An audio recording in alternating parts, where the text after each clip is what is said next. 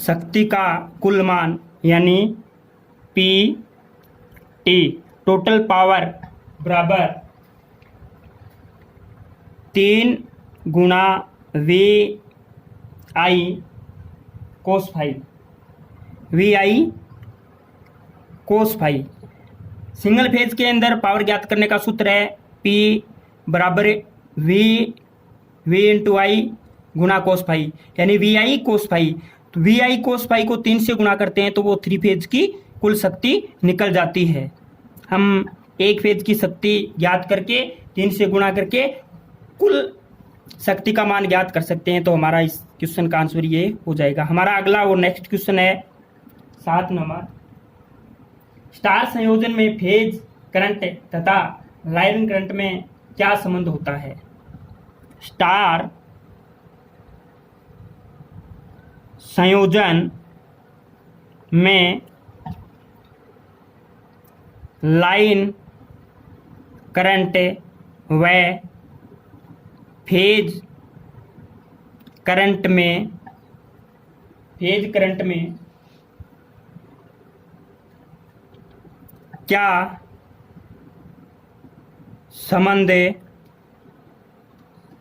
संबंध होता है?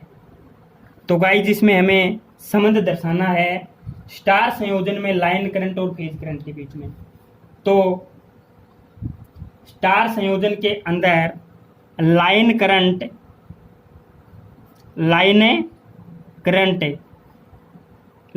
को मैं बोलता हूं वी एल बराबर होता है फेज करंट। इन दोनों के बीच में संबंध यही होता है कि लाइन करंट है वो फेज करंट के बराबर होती है। लाइन करंट को वी एल से लिखता हूं और फेज करंट को वी पी से लिखता हूं। तो गाइस इसका संबंध हो जाएगा वी एल बराबर है वी पी। ओके गाइस, कौन से संयोजन में? स्टार संयोजन में। तो हमारा अगला और नेक्स्ट क्वेश्चन है स्टार संयोजन में लाइन वोल्टेज तथा फेज वोल्टेज में क्या संबंध होता है? स्टार संयोजन में फेज वोल्टेज व लाइन वोल्टेज में क्या संबंध होता है? क्या संबंध होता है? तो गाइस इसका आंसर हो जाएगा लाइन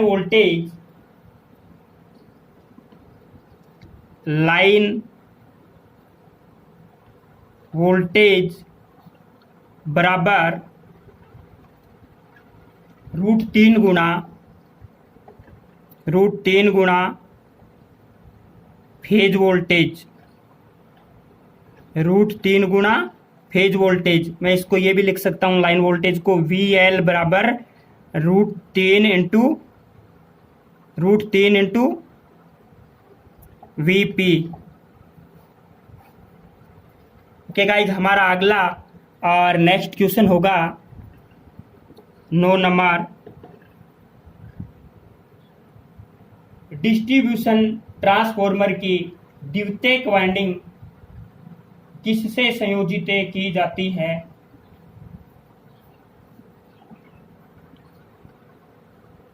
डिस्ट्रीब्यूशन ट्रांसफॉर्मर की द्वितीयक कुंडली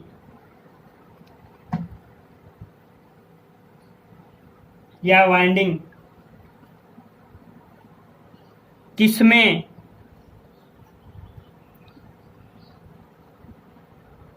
संयोजित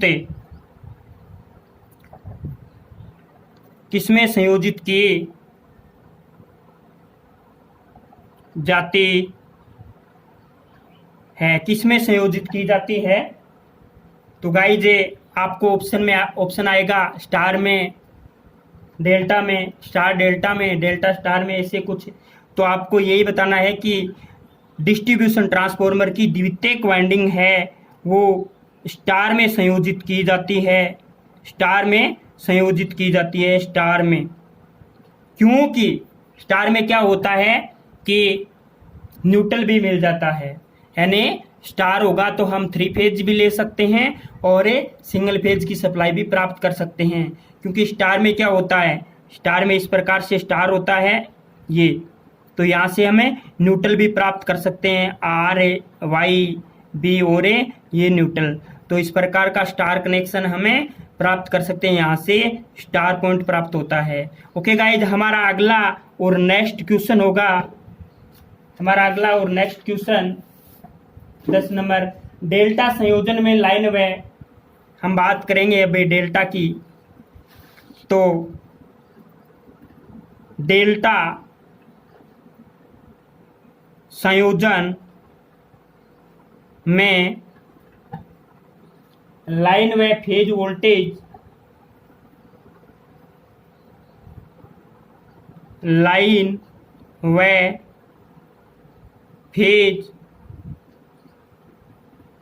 वोल्टेज में क्या संबंध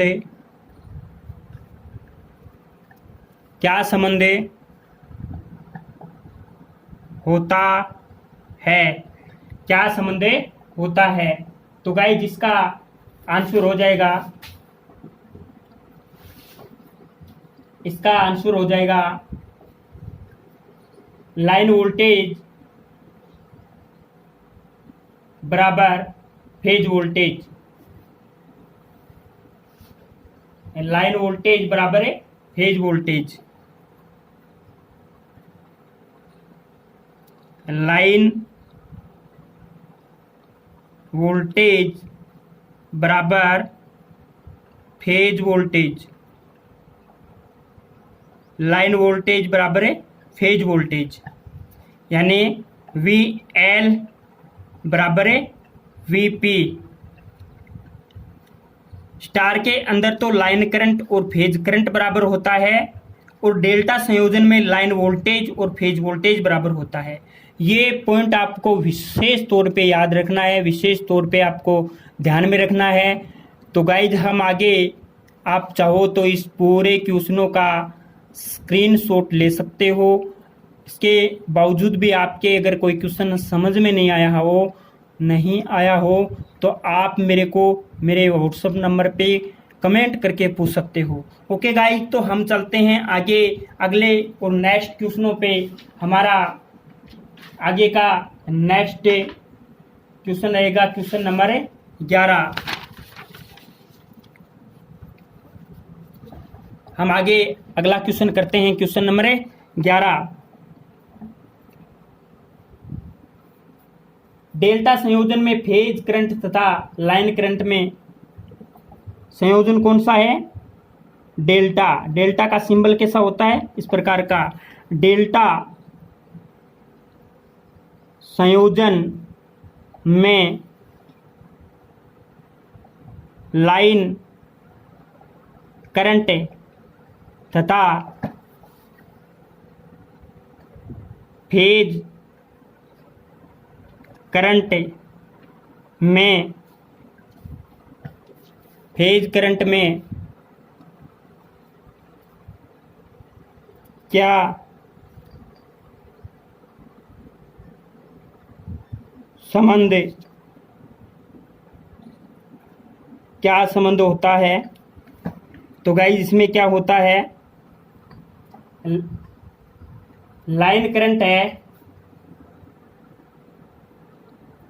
लाइन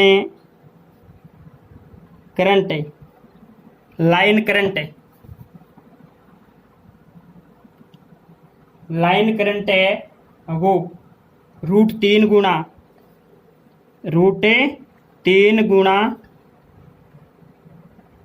फेज,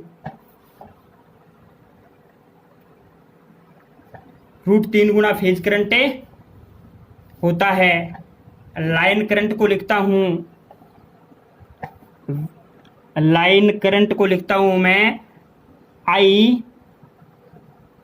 एल बराबर √3 into I P. Okay guys, हमारा अगला और नेक्स्ट क्वेश्चन होगा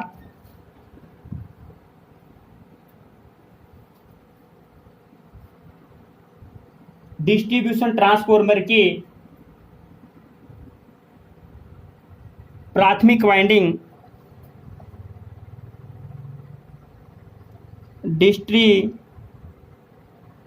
डिस्ट्रीब्यूशन ट्रांसफॉर्मर की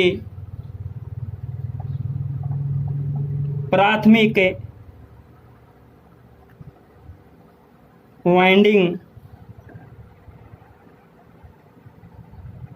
संयोजित की जाती है। यहाँ पे बात हो रही है प्राथमिक की, डिस्ट्रीब्यूशन ट्रांसफॉर्मर की प्राथमिक वाइंडिंग संयोजित की जाती है किसमें? डेल्टा में। हम क्या पढ़ रहे हैं भैया? डेल्टा संयोजन ही तो पढ़ रहे हैं। डेल्टा संयोजन में लाइन वोल्टेज और फेज वोल्टेज के बीच में संबंध को जाना, लाइन करंट और फेज करंट के बीच में संबंध को जाना डेल्टा में। तो डिस्ट्रीब्यूशन ट्रांसफॉर्मर की प्राथमिक वाइंडिंग है वो डेल्टा में संयोजित होती है। ओके गाइज, हमारा अगला और नेक्स्ट क्वेश्चन होगा स्टार संयोजन तथा डेल्टा संयोजन में किसमें ब्रेक डाउन होने की संभावना कम होती है? स्टार संयोजन तथा डेल्टा संयोजन में अगला क्वेश्चन है स्टार संयोजन तथा डेल्टा संयोजन में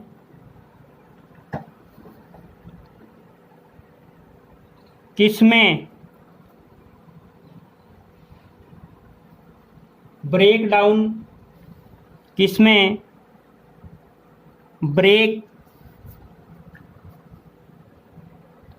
डाउन होने की संभावना कम होती है? तो गाइज इसका आंसर होगा डेल्टा में। डेल्टा में ब्रेकडाउन होने की संभावना कम होती है। ओके गाइज, हमारा अगला और नेक्स्ट क्वेश्चन होगा लाइट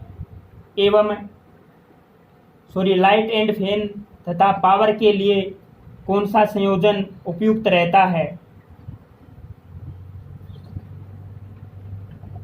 लाइट एंड फैन तथा पावर के लिए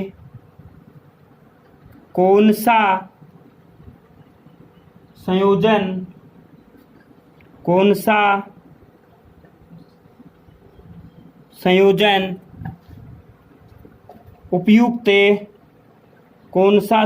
उपयुक्त रहता है? कौन सा संयोजन उपयुक्त रहता है? तो गाइज हमारा इस क्वेश्चन का आंसर हो जाएगा स्टार संयोजन।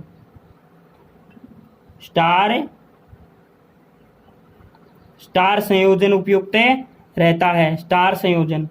हमारा अगला और नेक्स्ट क्वेश्चन है स्टार तथा डेल्टा संयोजन में पावर की गणना की जाती है। स्टार तथा डेल्टा कनेक्शन कैसा भी हो, डेल्टा तथा star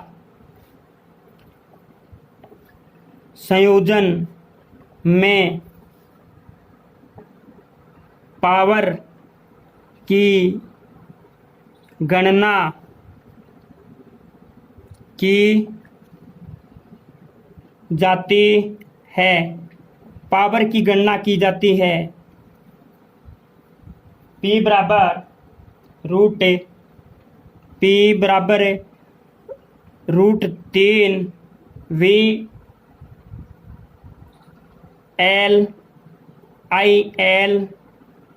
cos phi.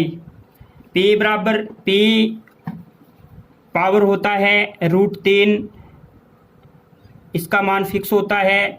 VL line voltage होता है, IL लाइन करंट होता है और कोस फाई पावर फैक्टर होता है।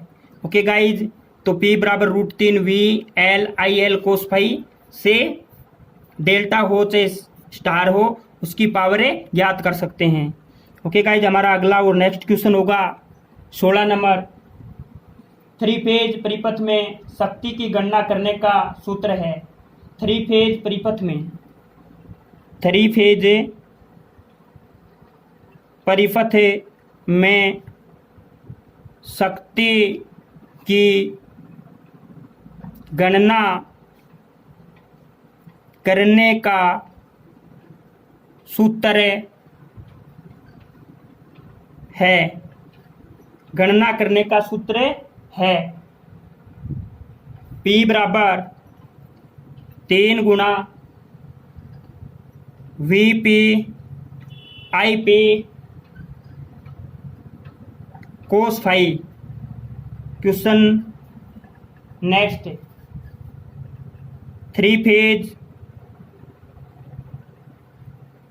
सिस्टम में पावर फैक्टर की गणना की जाती है। 3 फेज सिस्टम में पावर फैक्टर की गणना की जाती है। पावर फैक्टर को मैं कोस फाई से डिनोट करता हूँ। कोस फाई बराबर P होता है पावर, P/√3 गुणा VLIL। इसे पावर फैक्टर ज्ञात कर सकते हैं। ओके गाइज, हमारा अगला और नेक्स्ट क्वेश्चन 18 नंबर। निम्न में से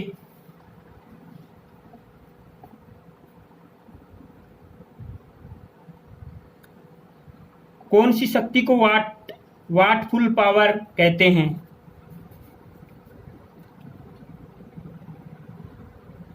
कौन सी शक्ति को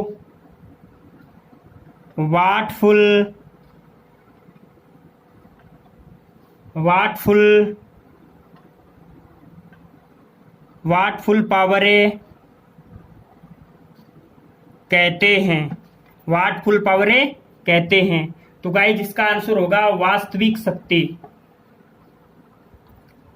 शक्ति 3 प्रकार की होती है, वास्तविक शक्ति, आभासी शक्ति और अवास्तविक शक्ति। तो वास्तविक शक्ति को बोलते हैं वाटफुल पावर। कौन सी शक्ति को वाटफुल पावर कहते हैं? वास्तविक शक्ति को। वास्तविक शक्ति को बोलते हैं active power. Active POWER, active power. और आभासी को वास्तविक शक्ति को बोलते हैं एक्टिव पावर। अवास्तविक शक्ति को बोलते हैं रिएक्टिव पावर और आभासी शक्ति को बोलते हैं अपेरेंट पावर। ओके गाइज, हमारा अगला और नेक्स्ट क्वेश्चन होगा कौन सी शक्ति वाटलेस पावर कहलाती है? कौन सी शक्ति वाटलेस, बहुत महत्वपूर्ण क्वेश्चन है गाइज ये। कौन सी शक्ति वाटफुल पावर कहलाती है? कौन सी शक्ति वाटलेस पावर कहलाती है? तो प्रतिघाती शक्ति, जिसको अवास्तविक शक्ति भी बोलते हैं, प्रतिघाती शक्ति है उसको वाटले शक्ति भी कहते हैं। प्रतिघाती शक्ति, प्रतिघाती शक्ति होती है रिएक्टिव पावर। या तो आपको ऑप्शन इंग्लिश में मिलेगा या हिंदी इंग्लिश दोनों में मिलेगा। तो प्रतिघाती शक्ति को बोलते हैं रिएक्टिव पावर, रिएक्टिव पावर को बोलते हैं वाटलेस पावर, और एक्टिव पावर को बोलते हैं वाटफुल पावर। ओके गाइज, हमारा इस सीरीज का अगला नेक्स्ट और लास्ट क्वेश्चन होगा अल्टरनेटर तथा ट्रांसफॉर्मर की शक्ति क्षमता किसमें व्यक्त की जाती है। दोनों की एक साथ ही, दोनों क्वेश्चन एक साथ ही आ रहे हैं।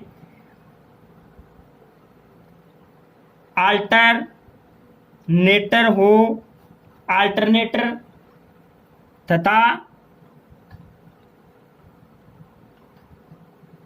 ट्रांसफॉर्मर, अल्टरनेटर तथा ट्रांसफॉर्मर की शक्ति क्षमता, पावर कैपेसिटी, शक्ति क्षमता, शक्ति क्षमता किसमें व्यक्त की जाती है। चाहे अल्टरनेटर हो चाहे ट्रांसफॉर्मर हो, यही बोला जाता है कि ये इतनी क्षमता का है। किसमें व्यक्त की जाती है? केवीए में। अल्टरनेटर की शक्ति क्षमता को किसमें व्यक्त करते हैं? केवीए में, किलो वोल्ट एम्पियर। और ट्रांसफॉर्मर की शक्ति क्षमता को भी किसमें व्यक्त करते हैं? केवीए में, किलो वोल्ट एम्पियर।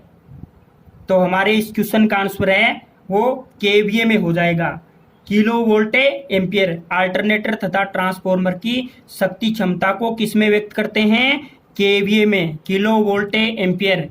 आपको कोई पूछा जाएगा कि भैया ये ट्रांसफॉर्मर कितनी क्षमता का है, तो आप बोलोगे कि ये